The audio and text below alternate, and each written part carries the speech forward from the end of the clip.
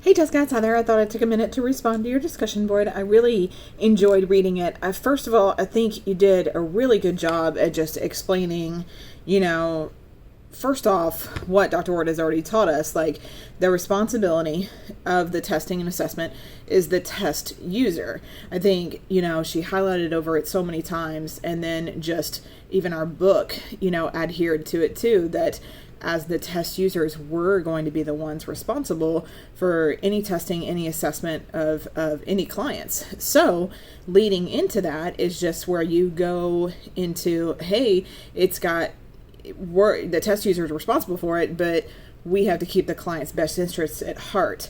I think those are two of the most important things to remember, because you're looking at what the book talks about. Like, you don't want to misdiagnose someone. You need to go into this carefully. They are calling you for answers. I often tell my office managers here at my private practice, like, some people are calling you on the worst day of their life, let alone for testing. They just want answers, someone to understand them. And that is somebody who's also going to validate for you, because I know our neuropsychologist where I work, he writes recommendations for them for elementary or high school or college or wherever they're at. He's really thorough. What I've always found interesting about when people get psych assessments is they'll take a month or so, or sometimes even longer, to do the report, because it's that important. It takes that long to write assessments.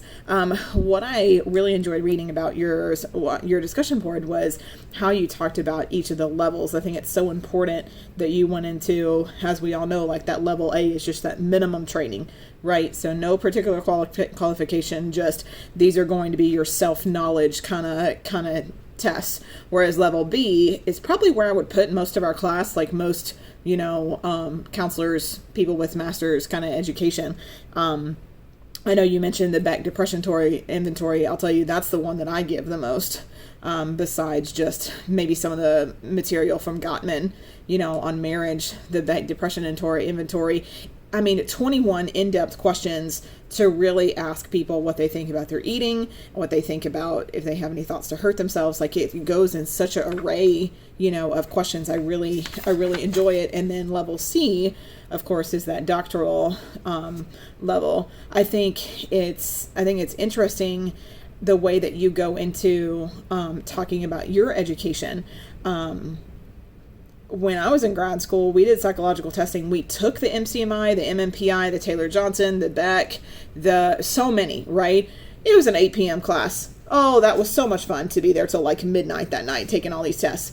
But what I love about yours is you got to administer, score, and interpret. I think that's super cool. I think, based on, like you said, your master's in clinical psychology, that's probably why I'm guessing you got to do that. I am highly, highly impressed that your program did that, and it didn't just go over them. Like, you actually got to administer, a lot of assessments, whereas mine at Dallas Baptist, it was really good and thorough. We took the exams, but, I feel like you got to do a lot more, and I'm sure you're thankful for it too. I would say after graduation from this program, my plans are the same, as well. My qualifications will stay level B, and A, and I look forward to that. I hope you're having a really good week. I just wanted to comment and tell you did a great job.